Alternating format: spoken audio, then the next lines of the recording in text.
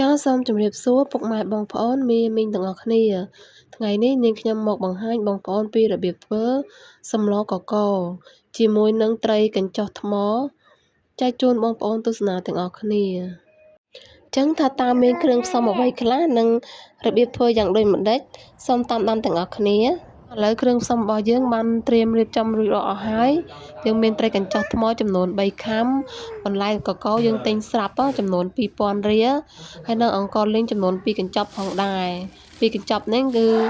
1000រៀលបងប្អូនសាច់ជ្រូក3ជាន់1ខាំគ្រឿងបុកយើងបុកខ្លួនឯងហើយប្រហុកចិញ្ច្រាំហើយនិងស្លឹកប៉ះផងដែរចាឥឡូវយើងចាប់ផ្ដើមធ្វើតែម្ដងជាដំបូងយើងចាក់ប្រេងឆាហើយដាក់ប្រហុកចូលយើងកូរប្រហុកឲ្យឆ្ងើឈ្ងុយបន្តិចសិនណាបងប្អូនបន្ទាប់ពីប្រហុកយើងកូរឡើងឈ្ងុយហើយយើងដាក់គ្រឿងចូលតែម្ដងហើយគ្រឿងនេះគឺយើងបុកខ្លួនឯងចឹងគឺឈ្ងុយឯងបងប្អូនហើយរសជាតិឆ្ងាញ់ទៀតបើយើងទិញគេអត់សូវឆ្ងាញ់ទេបងប្អូនបន្ទាប់ពីគ្រឿងរបស់យើងឡើងឈ្ងុយហើយយើងដាក់សាច់ជ្រូកចូលតែម្ដងហើយយើងកូរពី3ត្រឡប់ទៅដើម្បីឲ្យសាច់ជ្រូករបស់យើងចូលសព្វជាមួយនឹងគ្រឿងបានល្អហើយយើងកូររាងឆ្អិនបន្តិចទៅបងប្អូនណា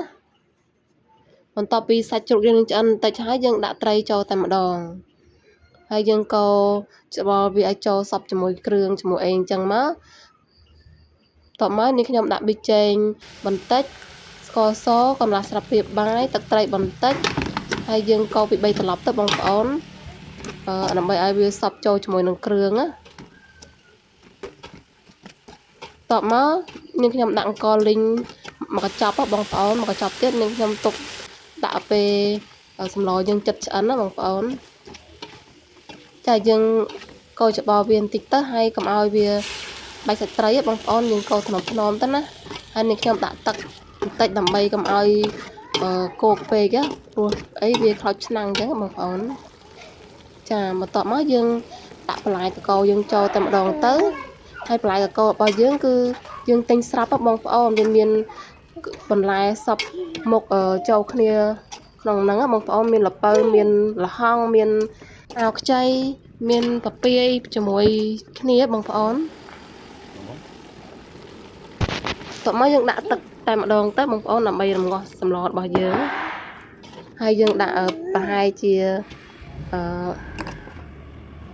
3-4 កែវអីទៅបងប្អូនណាល្មមនឹងសាច់មួយនឹងបន្លែរបស់យើងមកល្មមទៅកុំឲ្យវារាវពេកកុំឲ្យគោកពេកចាឥឡូវសម្លយើងបងបានពុះហើយយើងបងអង្ករលីងមួយកញ្ចប់ដែលនៅសល់ហ្នឹងយើងដាក់ចូលទាំងអស់តែម្ដងទៅតបមកយើងទុកប្រហែលជា1នាទី2នាទីហ្នឹងយើងភ្លក់មើលទៅបងប្អូនពេលហ្នឹងបន្លែយើងរៀងឆ្អិនតិចហើយយើងភ្លក់មើលទៅស្ទើរអីថែមហ្នឹងទៅតាមចំណង់ចំណូលចិត្តរបស់បងប្អូនណា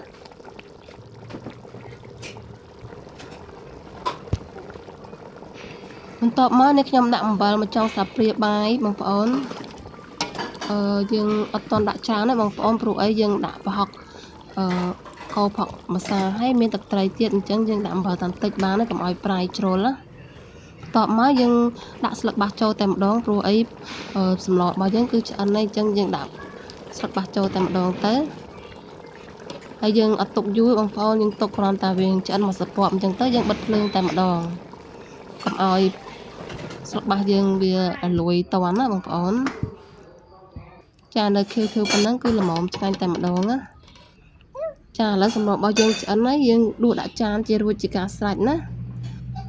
ចាកុំភ្លេចជួយ like ជួយ share និង subscribe channel របស់នាងខ្ញុំម្នាក់មួយផងដើម្បីទទួលបានវីដេអូជាច្រើនបន្តទៀតបើមានខុសខុសឆ្គងត្រង់ណាសូមអធិស្ឋានផងសូមអរគុណសូមជម្រាបលាជួបគ្នាវីដេអូក្រោយ